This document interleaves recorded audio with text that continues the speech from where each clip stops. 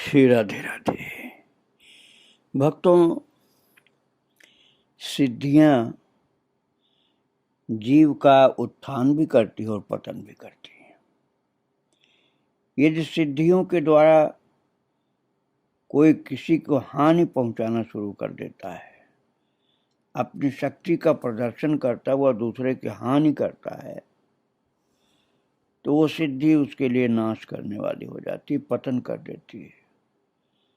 और इस सिद्धियों के द्वारा कोई भगवान के भक्तों की सेवा करता है, दुखियों का दुख दूर करता है, परेशान लोगों की परेशानी दूर करता है, तो वह सिद्धि प्रभु की भक्ति में सहायक होती है। उससे देवी देवताओं का आशीर्वाद प्राप्त होता है उसको। और यदि ऐसा नहीं करेगा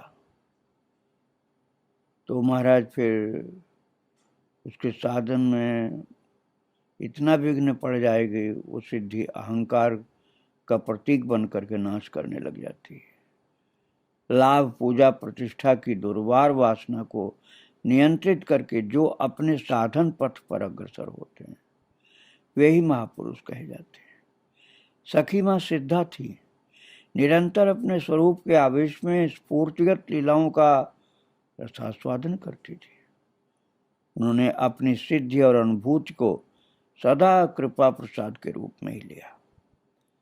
कहती थी, प्राणेश्वरी कृपा कर दासी को अयाचित भाव से जो दे देती हैं उसकी तुलना नहीं। उनकी कृपा की जय जयकार। प्रभुत्व और प्रतिष्ठा की लिप्सा सखी माँ के मन को स्वप्न में भी नहीं छू सके। बड़े बाबा महाशय के पवित्र चरित्र में ललिता दीदी ने अपने से जुड़ी बहुत सी घटनाएं नहीं दी। जिन्हें दिए बिना काम नहीं चला वे ही दी केवल, नहीं तो अपनी बातों को, अपनी बहुत सी घटनाओं को छिपा दिया। ऐसा ही स्वभाव था। लोग तो अपनी अपनी बात बताते हैं, अपना ही विज्ञापन करते हैं, लेकिन माता ने अपने को छिपाया। बड़ा चढ़ा के कहने की जगह एकदम कम कम करके छिपा दिया। और वो अपनी बात छिपाती हैं, इस प्रकार बात करती मानो वो कितनी नगण्य है।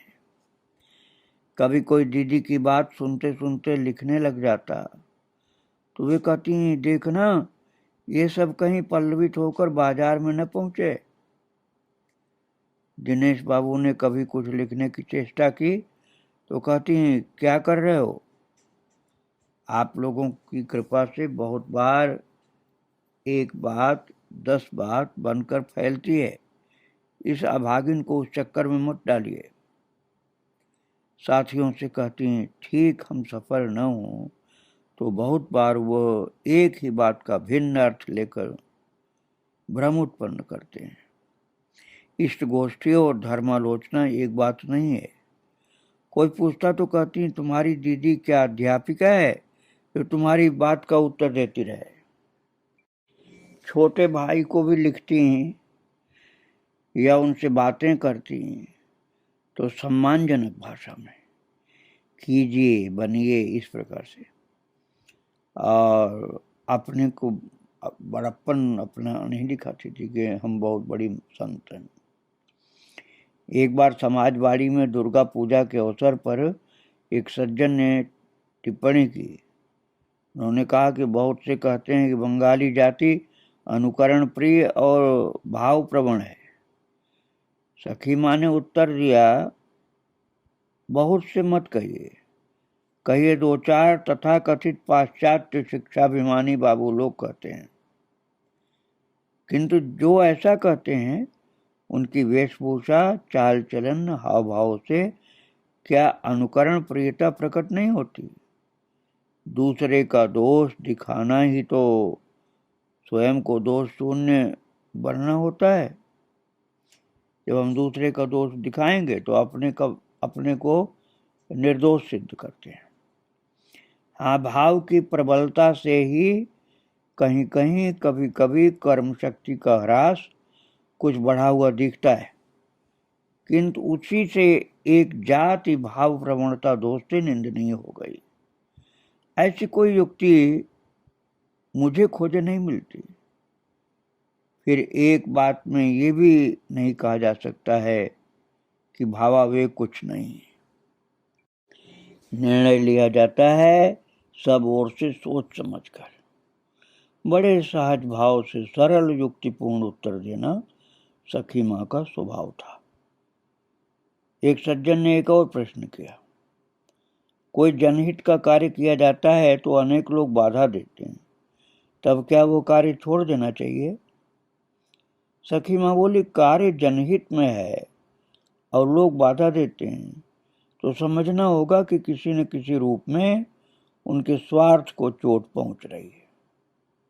दो चार जनों के स्वार्थ की रक्षा के लिए बहुजन हिताय किए जा रहे कार्य को रोक देना ठीक नहीं होता है। एक और बड़ी बात, मात्र आत्मत्याग का आदर्श ही आवश्यक नहीं, स्वार्थ त्याग का आदर्श भी चाहिए।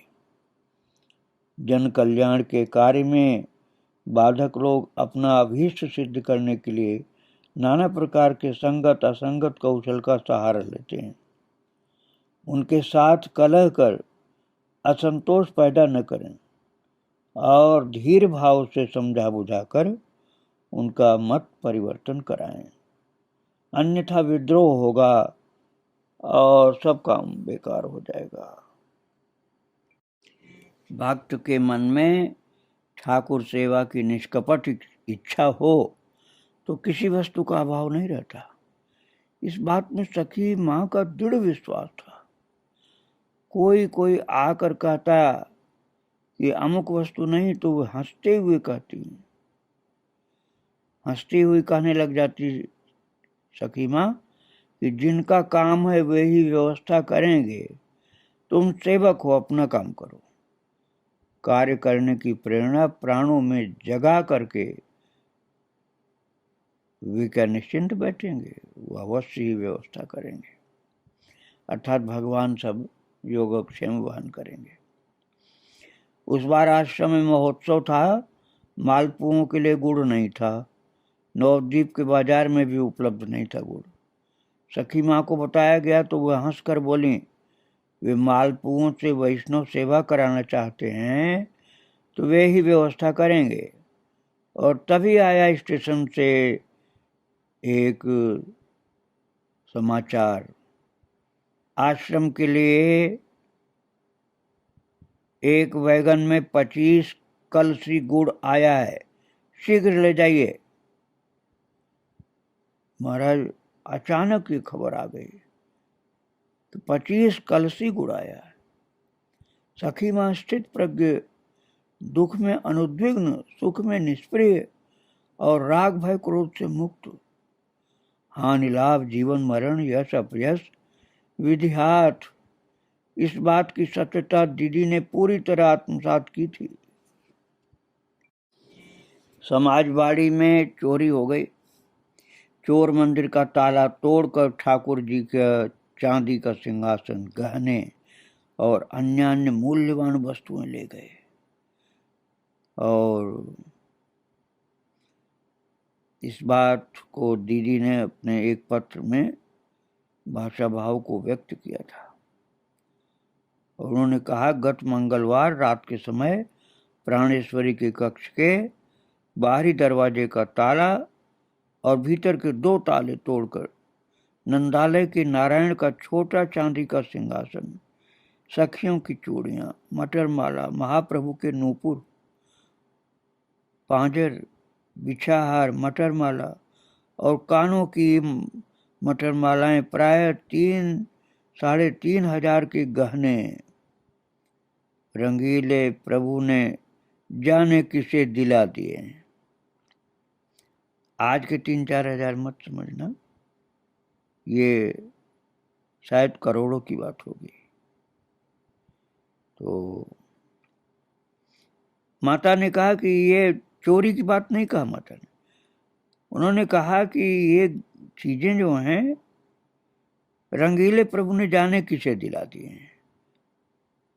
अपने प्रभु का रंग तुम लोग भी समझो। अब ये उन्होंने इसमें भगवान की लीला देखा कि भगवान ने किसी को दिया है।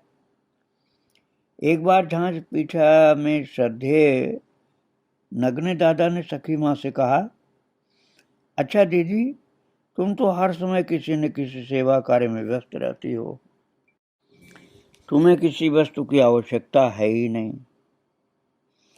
और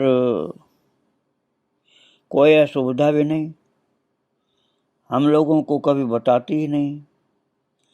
सखी माँ संध्या आरती का प्रदीप सजा रही थी, उसे यथास्थान रखते हुए बोली, दादा, बिना चाहे ही जब प्रचुर पा लेती हूँ तो मांग कर अपने को ठगाऊं क्यों?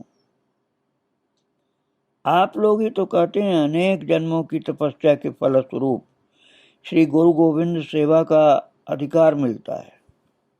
मैंने कभी स्वप्न में भी नहीं सोचा था कि ऐसा दुर्लभ सेवा सुख मेरे भाग्य में लिखा है। पग पग पर अपराध का अयोग्यता का ही मेरे मन में भाव आता है कि मैं अयोग्य हूं, अपराध होता है। इससे अधिक और पाने को चाहने को क्या है? दादा, एक दिन आप ही ने तो रजनीकांत का वो अतुलनीय गीत सुनाया था। गीत बड़ा हृदय स्पर्शी था, जिसका भाव था, मैं अधम हूं, फिर भी तुमने मुझे कम नहीं दिया, जो दिया है उसके अयोग्य हूं, ऐसा सोचकर कुछ छीना भी नहीं। तुम्हारा आशीष रूपी पुष्प मैंने सिर पर नहीं रखा, मैं नासमझ पैरों से कुचल कर आगे बढ़ गया, मुड़कर भी नहीं देखा। फिर भी तुमने दया कर सब कुछ किया है, बदले में कुछ नहीं चाहा। मैं न जाने किस आशा में भाग दौड़ करता हूँ, सुधा पान करके भी प्यासा मरता हूँ। जो चाहा सब पाया, तुमने तो कुछ भी नहीं पाया। मुझे कस कर बांधे रखना चाहते हो, मैं हूं कि 100 बंधन काट कर चला गया हूं। सोचता हूं छोड़ गए, पर मुड़कर देखता हूं एक पग भी नहीं गए। और भक्तों, कई भक्त लोग ऐसा कहते थे कि तीनों समाज बाड़ी, प्राय जो 3 भक्त थे वैसे, वो कहते थे कि हम एक साथ आते जाते। सखी माँ उनमें क्या पाती और देखती वे ही जानती। जब भी आते वे बड़े यत्न से बिठाती, दंडोत प्रणाम करती और प्रसाद देती। तो एक भक्त ने पूछा कि माँ, आप तो इतनी महान, हम लोग तो बहुत छोटे हैं, हमको दंडोत आप करती हैं, क्यों हमको इतना सम्मान देती हैं आप? तो बोली, भाई, ये तीनों जो भक्त हैं विशुद्ध सत्व के आश्रय हैं। मैं इनके भीतर सचमुच ही ब्रह्मण्य भाव देखती हूँ। इनकी सेवा करके मुझे सदा सुख मिलता है। इनकी थोड़ी सी भी सेवा करती हूँ तो बड़े बाबा के मुख पर आनंद दिखलाई पड़ जाता है। भाई, मेरा क्या, उनके सुख में ही मेरा सुख है। एक दिन दासी पर कृपा करके कहा था, गुरुसेवक अपनी गुरु सेवा करके चरणों की ओर न देखें गुरुदेव के मुख की ओर उनकी देखना चाहिए। कितने प्रसन्न हो रहे हैं गुरु जी। उनकी बातें याद हैं, इन तीनों को श्रद्धा किए बिना नहीं रह सकती। वो 3 ऐसे बड़भागी भक्त थे। दीदी की पदावली डायरी में एक कागज मिला था। कागज अर्थात लंबी रचना। रचनाकार कौन है ये जानने की चेष्टा बहुतों ने की, पर दीदी ने कोई उत्तर नहीं दिया। जय गुरु कह करके अलग हो गई। मौन स्वीकृति का परिचायक है ना। उस रचना के कुछ अंश ऐसे थे जो दीदी ने ही लिखे थे, और देवता भी प्रसन्न होते थे उनके ऊपर। भक्तों, स्वयं भगवान का भी यही स्वभाव है, सब कुछ करते हैं लेकिन अपने को छिपा के रखते हैं। बड़े बड़े देवी देवता सब उनकी महिमा का गान करते हैं और वे बालक बने हुए देखते रहते हैं। इंद्र और बहुत से देवता भी उनका गुणगान करते हुए शांत बालक की तरह देखते हैं अपने को। इंद्र ही नहीं, सोम वायु अग्नि वरुण सभी उनके अतुलनीय भुवन मोहन अरुण चरण कमलों को और उनकी गरिमा पर मोहित होकर अपना अपना गर्व भूलकर श्री चरण प्रांत में लोटपोट करके कृतार्थ होते हैं। और जिस दिन भाग्यवान साधकों को रसमय ऋषभ देवता की देव मोहिनी लीला को हृदय में उपलब्धि हुई, उस दिन मधुर मधुर ध्वनि से सारा वायुमंडल मुखरित हो उठा। वैदिक ऋषि लोग कहते हैं, हम मधुमय भगवान के उपासक हैं, हमारे लिए वायु मधु वहन करे, सिंधु मधुरस क्षरण करे, औषधियां मधुमय हो, दिन रात एवं पृथ्वी के रजकण मधुमय हो, वर्षा द्वारा विश्व का पालक द्युलोक मधुमय हो, वनस्पतियां मधुमान हो, सूर्यदेव माधुर्य रस से विभावित हों, गायें मधुर रस प्रदान करें, और विश्व प्रकृति का ये गुप्त चातुर्य न जाने किस अप्राकृत प्रभाव के शब्द स्पर्श रूप रसगंध के माध्यम से अति सुंदर उज्ज्वलतम रूप में उन लोगों की दृष्टि के आगे व्यक्त हो उठा। वे लोग भी आनंद में मदमस्त हो वृंदावन की अप्राकृत आनंद वार्ता का उद्घोष करते थे। नाना छंदों में नाना प्रकार से हाथ उठा उठा करके उच्च स्वर से बोले, इस धाम के तरु गुल्म लताएं धूल कण तक आनंदमय है। और वृंदावन चिंतामणिमय भूमि है। ये बात नरोत्तम ठाकुर ने बहुत प्रेम से गाया था।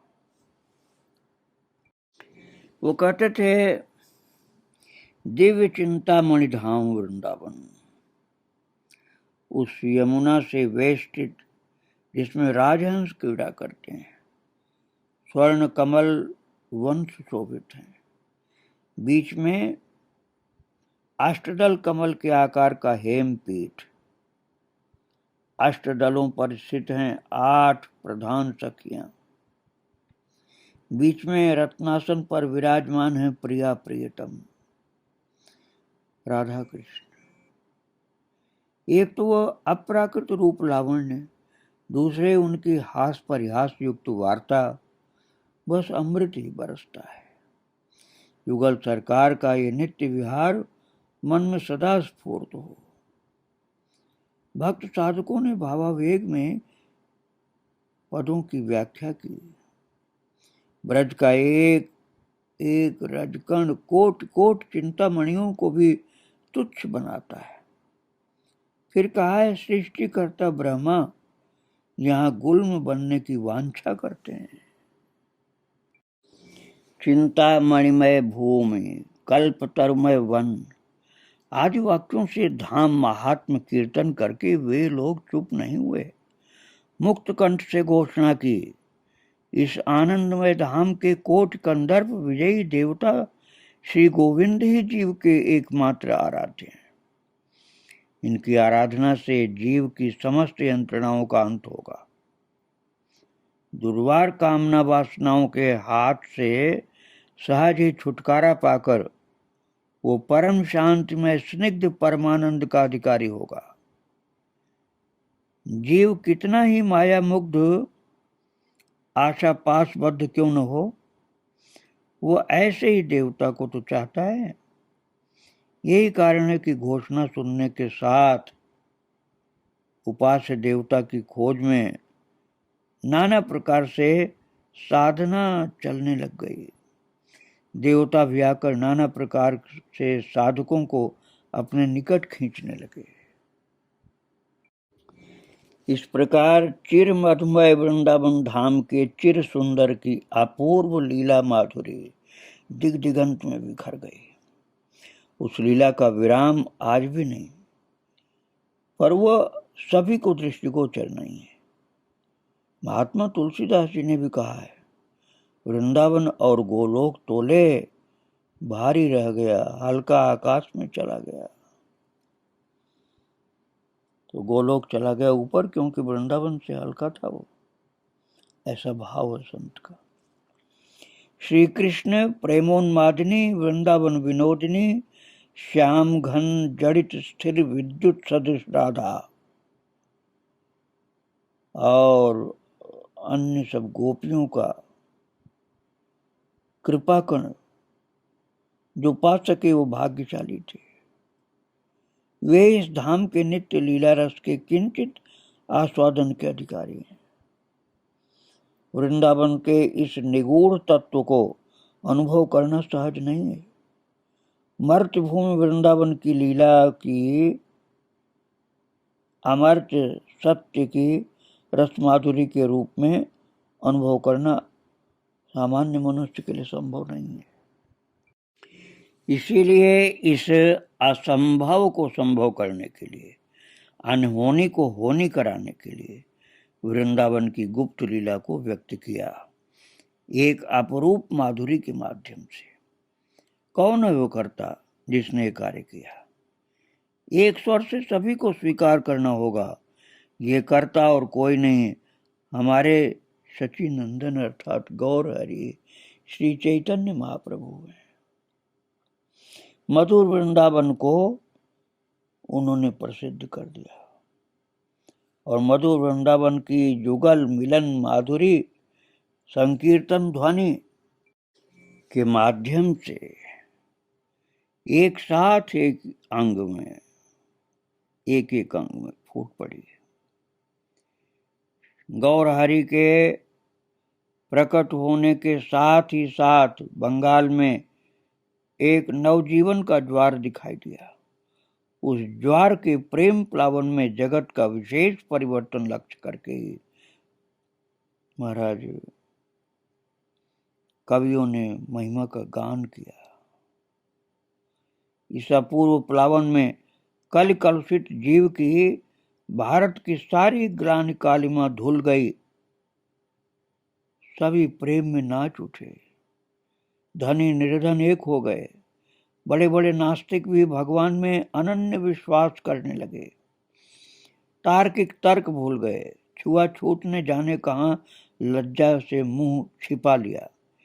एक ही बात, भेदभाव भूलकर एक दूसरे के साथ प्रेमालिंगन में आबद्ध हो सभी धन्य हो गए। विश्व में जिधर देखो उधर ही एक ही प्रेम का भाव महाप्रभु की कृपा से प्रकट हुआ। और पहले तो संतों ने, भक्तों ने, अद्वैताचार्य उनमें मुख्य थे, उन्होंने पुकारा था कि प्रभु आओ, संकट से बचाओ, और भेद विरोध द्वंद्व में फंसे हम सब तुम्हारी प्रेम वन्या की एक बूंद स्पर्श कर धन्य हो। महापुरुषों से सुना है कि तुम्ही ने कहा है ना, पृथ्वी के मतलब पृथ्वी पर जितने भी देश गांव हैं सर्वत्र मेरे नाम का प्रचार होगा। वो दिन आने में कितना समय और बाकी प्रभु? क्या हमारे भाग्य में उस सुखमय लीला के दर्शन नहीं होंगे? तुम इच्छामय हो, तुम्हारी इच्छा ही पूर्ण हो।